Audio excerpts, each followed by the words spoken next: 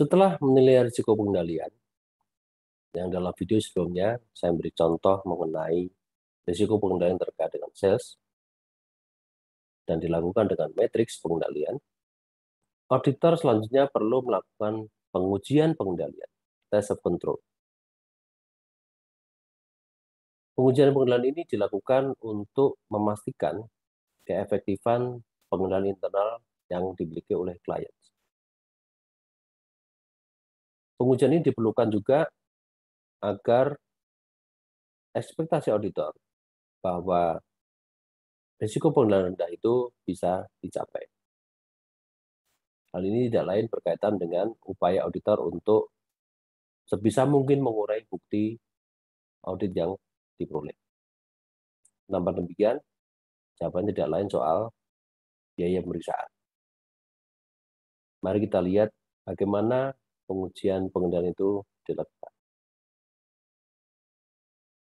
Untuk menilai risiko pengendalian, auditor harus mempertimbangkan desain, implementasi, dan operasi pengendalian untuk mengevaluasi apakah pengendalian tersebut kemungkinan akan efektif dalam memenuhi tujuan audit terkait. Selama fase pemahaman, auditor telah mengumpulkan beberapa bukti untuk mendukung desain pengendalian dan penerapannya dengan menggunakan prosedur untuk memperoleh pemahaman.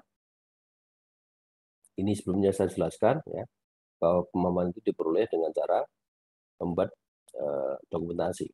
Ya. Dan di sana telah dijelaskan ada 3 cara.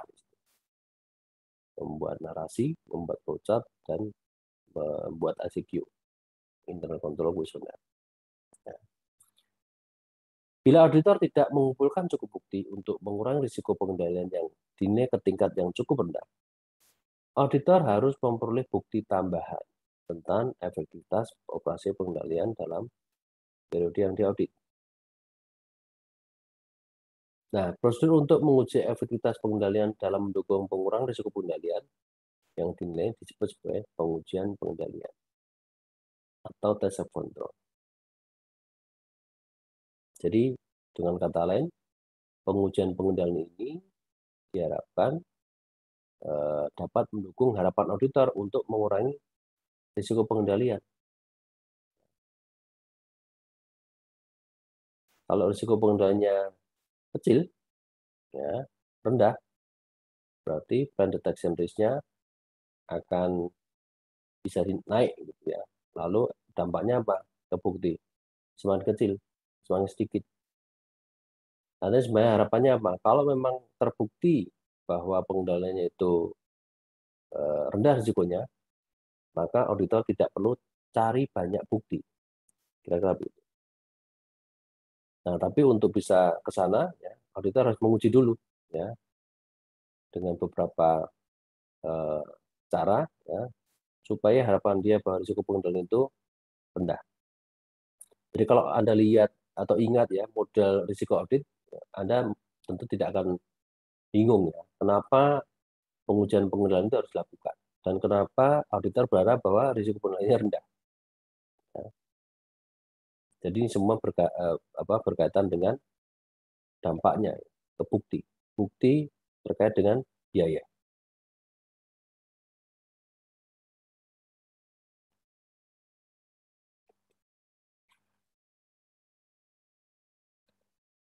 Nah, di sini ada prosedur untuk pengujian pengendalian. Sebelumnya mungkin saya sudah pernah nyinggung juga soal ini ya. Pertama, membuat pertanyaan ya, kepada personel klien yang tepat. Misalnya nih, untuk menentukan bahwa personel yang tidak berwenang dan tidak diperbolehkan mengakses file komputer, auditor dapat mengajukan pertanyaan pada orang yang mengendalikan perpustakaan komputer. Ya, dan orang yang mengontrol penetapan sandi keamanan seseorang. Ini untuk memastikan tadi. Jadi menguji pengendalian itu, auditor harus melakukannya kepada orang tepat, ya, hanya kepada orang yang punya otoritas yang terkait dengan pengendalian yang dimaksud. Kemudian dapat juga dilakukan dengan memeriksa dokumen, catatan, dan laporan. Misalnya, ketika pesanan penglangan diterima, pesanan tersebut digunakan untuk membuat pesanan penjualan pelanggan yang disetujui untuk kredit. Lalu pesanan pelanggan dilampirkan ke pesanan penjualan sebagai otorisasi untuk proses lebih lanjut. Nah, dalam hal ini auditor dapat menguji pengendalian dengan memeriksa dokumen untuk memastikan bahwa dokumen tersebut lengkap dan cocok ya, dengan benar bahwa sudah ada tanda tangan atau inisial yang diperlukan ya, dalam dokumen terkait dengan penjualan itu. Memastikan itu sama halnya auditor ingin memverifikasi sebenarnya benar enggak bahwa setiap penjualan itu ada otorisasinya. Maka dilacak dari dokumen-dokumen, catatan, dan laporan. Lalu prosedur pengujian pengendalian yang lain adalah mengamati aktivitas yang berhubungan dengan pengendalian. Misalnya, pemisahan tugas bergantung pada orang-orang tertentu yang melakukan tugas tertentu dan biasanya tidak ada dokumentasi kinerja yang terpisah. Untuk pengendalian yang tidak meninggalkan bukti dokumenter, caranya yang dapat dilakukan auditor adalah dengan mengamati penerapannya pada berbagai titik ya, sepanjang tahun. Jadi ini upaya untuk memperoleh bukti juga. Ya. Kalau di laporan tahu tidak ada, ya coba dilihat di lapangan. Nah, benar tidak ada pemisahan tugas ya, terkait dengan itu. Kemudian yang terakhir bisa juga dilakukan dengan melakukan kembali prosedur klien. Misalnya nih, asumsikan bahwa harga pada faktur penjualan diperoleh dari daftar harga produk. Tetapi tidak ada indikasi pengendalian yang didokumentasikan pada faktur penjualan. Nah, dalam kasus ini, auditor biasanya melakukan kembali aktivitas pengendalian untuk melihat apakah hasil yang tepat telah diperoleh. Melakukan kembali itu artinya ya mengulangi proses dari awal sampai akhir, melacak. Jadi auditor dapat melakukan kembali prosedur tersebut dengan menelusuri harga jual ke daftar. Lihat harga jual yang tertera di situ, kemudian cocokkan dengan daftar harganya yang resmi berlaku pada tanggal transaksi itu. Jika tidak ada salah satu yang ditemukan, auditor dapat menyimpulkan bahwa prosedur tersebut telah beroperasi sebagaimana dimaksud. Jadi cara-cara ini bisa secara bersama-sama dapat dilakukan untuk memastikan apakah pengendalian yang dirancang oleh klien itu berjalan atau tidak. Atau kalaupun misalnya tidak ada pengendalian, apakah ada upaya untuk melakukan pengendalian ya, dengan cara tertentu yang tidak terdokumentasi. Kira-kira itu. Itu adalah 4 prosedur untuk menguji pengendalian. Nah, sekarang berkaitan dengan seberapa luas sih prosedur pengujian itu dilakukan. Nah, luasan pengujian pengendalian itu diterapkan bergantung pada 2 hal. Pertama, penilaian risiko pengendalian awal. Yang kedua adalah frekuensi pengoperasian pengendalian itu. Apakah itu manual atau otomatis. Terkait dengan penilaian risiko pengendalian awal, jika auditor menginginkan penilaian risiko pengendalian yang lebih rendah, pengujian pengendalian yang lebih ekstensif diterapkan, baik dalam hal jumlah pengendalian yang diuji maupun tingkat pengujian untuk setiap pengendalian.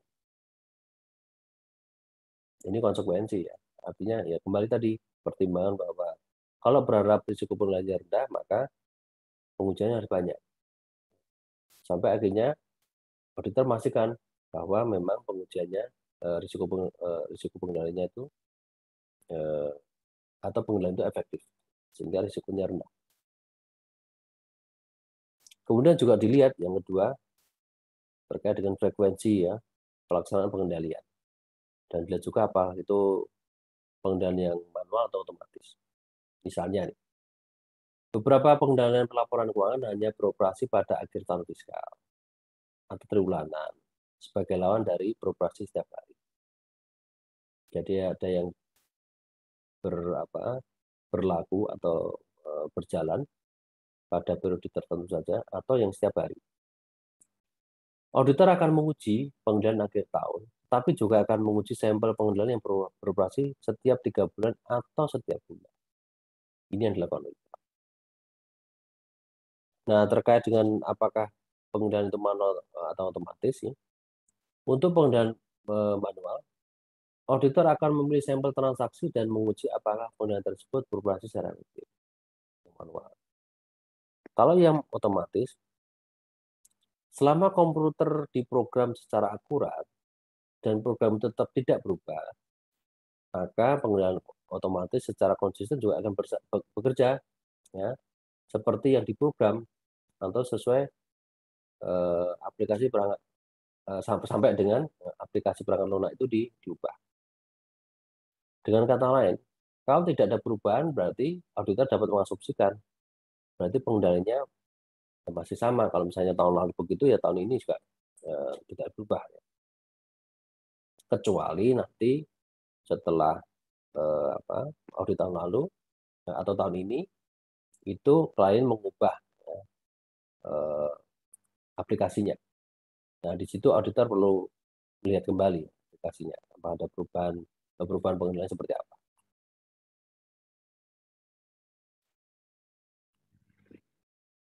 Oke, sampai di sini mungkin Anda bertanya-tanya, sebenarnya apa sih bedanya atau hubungannya pengujian pengendalian, test of controls, dan prosedur untuk memperoleh pemahaman pengendalian? Hubungannya apa? Nah, karena di sini ada tumpang tindih, ya, yang signifikan antara pengujian pengendalian dan prosedur untuk memperoleh pemahaman. Keduanya sama dalam hal prosedurnya. Ada inquiry, tanya jawab, ada inspeksi, dan observasi. Jadi kalau Anda ingat prosedur pemahaman dan pengujian kan tadi jelaskan sama, ya. Ada tanya jawab, ya. Ada juga pengecekan, observasi, ya. Ada juga di situ. Nah, tetapi ada dua perbedaan utama dalam penerapan prosedur ini, ya. Yang pertama, dalam memperoleh pemahaman tentang pengendalian internal, prosedur untuk memperoleh pemahaman diterapkan pada semua pengendalian yang diidentifikasi selama fase tersebut. Itu untuk pemahaman SPI. Pengujian pengendalian di sisi lain diterapkan hanya jika risiko pengendalian yang dinilai belum dipenuhi oleh prosedur untuk memperoleh pemahaman. Jadi ini kalau pengujian itu dapat dikatakan mengisi yang masih lowong, yang masih belum diuji. Nah, ya sebenarnya untuk melengkapi aja, saling melengkapi. Jadi tidak perlu membuat langkah yang sama, ya, antara pengujian pengendalian, pemahaman SPI pengendalian dan pengujian pengendalian, harus saling melengkapi. Nah, pengujian pengendalian itu dilakukan untuk yang bolong, yang belum dilakukan pada waktu memperoleh pemahaman. Itu yang pertama. Yang kedua, prosedur untuk memperoleh pemahaman dilakukan hanya pada satu atau beberapa transaksi, atau dalam hal pengamatan atau observasi, pada satu titik waktu saja. Itu pemahaman. Sedangkan pengujian pengendalian dilakukan pada sampel transaksi yang lebih besar, mungkin 20 sampai 100. Dan seringkali pengamatan dilakukan lebih dari satu titik waktu, beberapa kali. Jadi kalau pemahaman, observasi sekali saja. Tetapi kalau pengujian, itu beberapa kali. Kalau pemahaman, hanya beberapa transaksi saja. Tetapi kalau pengujian, itu bisa banyak transaksi yang dilakukan dengan sampel. Kira-kira itu yang bisa menjelaskan hubungan antara pengujian pengendalian dan prosedur untuk memperoleh pemahaman. Yang barusan saya jelaskan ini kita melihat apa sih kesamaan antara keduanya. dan apa perbedaannya.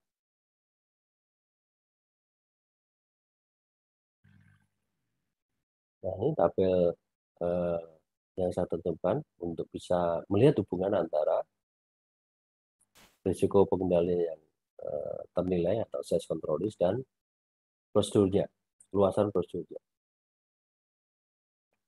Nah, di sini bergambar ya, ada 3 kolom di sini. Kolom pertama itu jenis prosedurnya apa. Kemudian terkait dengan access control risk itu ada 2 kolom, high level dan lower level. High level itu digunakan untuk pemahaman pengendalian.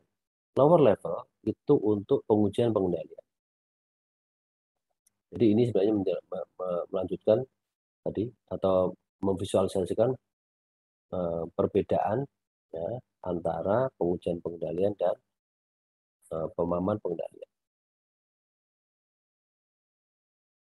Nah, di sini coba kita lihat ya, kita baca satu persatu untuk inquiry, untuk tanya jawab ya. Kalau untuk prosedur memperoleh pemahaman itu ekstensif. Ya. Kemudian untuk test of control itu beberapa saja.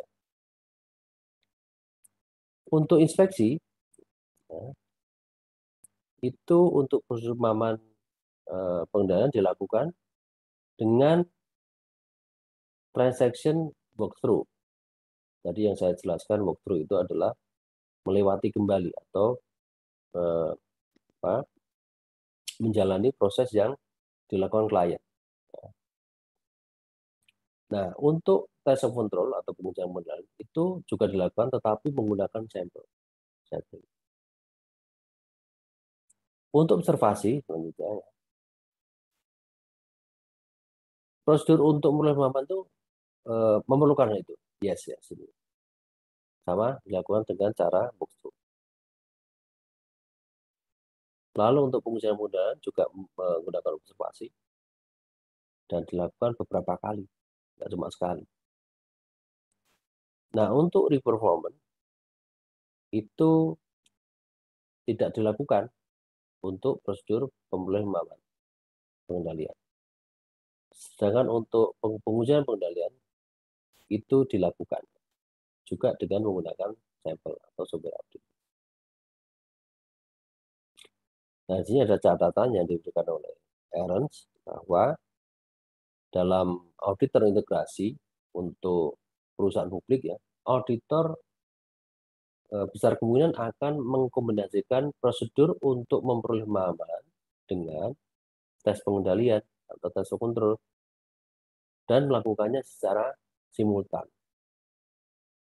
Kenapa demikian? Ya karena tadi prosedurnya sama. Daripada bolak-balik untuk melakukan yang sama sekali, mendingan dilakukan sekaligus. Jadi untuk jawab ya bisa dilakukan secara simultan ya, dengan beberapa pertanyaan dikembangkan lalu juga lebih esensitif. Inspeksi dengan walkthrough di beberapa titik, kemudian untuk yang yang pengujian itu dengan sampling. Begitu juga observasi. Jadi ini dua-duanya bisa dilakukan sekaligus ya, dengan prosedur yang sama, tetapi dengan cara yang berbeda. Di sini jelaskan caranya adalah misalnya untuk pengendalian, pengujian pengendalian itu ada samplingnya dan dilakukan berkali-kali. Ya. Jadi ini tabel ini saya kira dapat menjelaskan ya, kepada Anda mengenai hubungan antara penilaian risiko pengendalian dan pemperoleh pemahaman atas pengendalian.